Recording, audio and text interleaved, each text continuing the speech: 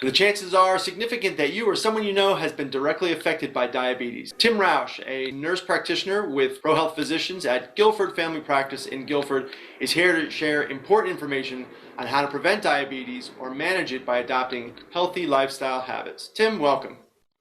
Hi, thanks for having me. So let's just start. How serious a problem is diabetes?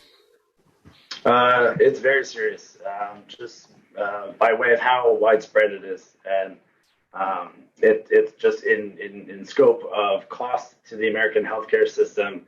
In the term that we use is morbidity and mortality, which is the effect of how deadly it can be or how dramatically it can affect our lives.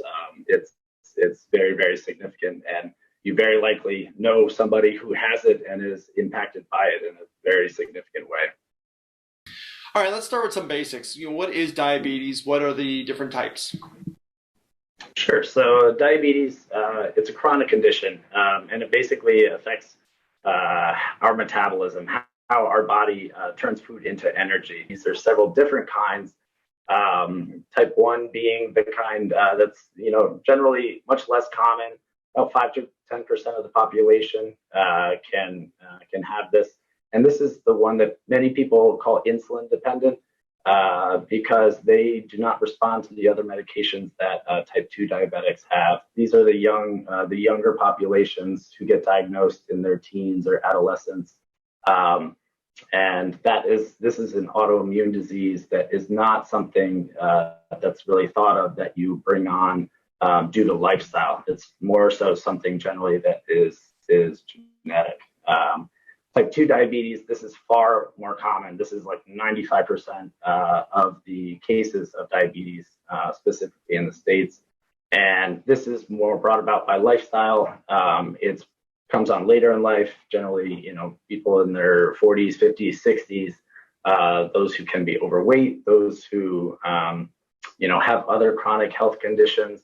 That tends to increase the chances that the diabetes can develop at some point. There's also prediabetes, which is becoming more of a well-known, name because we're identifying, a certain population of people that are meeting certain criteria that show that they're probably going to progress along to diabetes at some point, and identifying them earlier can help us to kind of mitigate and lower their chances of that progression happening.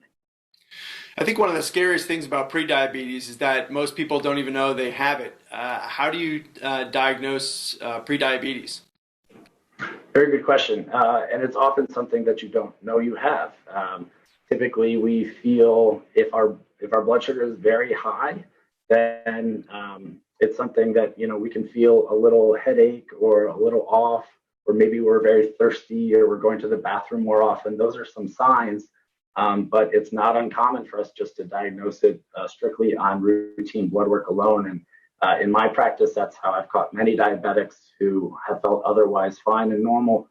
But it's especially in that pre-diabetic, that really important stage to catch and so that we can address these lifestyle changes up front. It's not something that you feel, and going to your GP every year and getting that routine blood work done, that's the way to get a handle on it. So type 1, not reversible, right? But type 2 and prediabetes, you can do things to maybe prevent it. Is that how that works? Correct. Yeah. So prevent or reverse, certainly those in pre-diabetes absolutely can make those lifestyle changes to bring you back down into that normal blood sugar range. And diabetics as well, even from mild up to severe, depending on the degree of lifestyle change, how long they've had diabetes, if it runs in your family or not, a lot of factors. But I've had many, many patients who've been really successful at coming off of medications and completely reversing their diabetes. And what are just some, just easy tips or things that I can do today to either slow or reverse diabetes? Yeah, great question. So it doesn't have to be hard. I tell all my patients, You do not have to go to the gym for an hour every day. That's absolutely not the case. 10 or 15 minutes of an activity where if you're getting your heart rate up, if you're getting a little sweaty, a little warm, that is increasing your metabolism. That is lowering your blood sugar. I encourage my patients to go for a walk after dinner because a lot of times after we eat, our body has this, this sugar, this glucose in our system, and it says, okay, what are we going to do with this right now? And if we sit down on the couch, and then it's something that says, okay, I'm going to use this later, so I'm going to store it, and we store it in our belly. But if you go for a walk, you fool your body and you say, okay, oh, we're going to use this right now. Let's put this into go mode, and it uses it very differently than it would otherwise. And that's something that you can do with the family. You can do after Thanksgiving dinner, and you make it a group activity, and that's a really easy thing that I really encourage my patients to do. Tim, thanks for the information. Absolutely. Thank you for having me.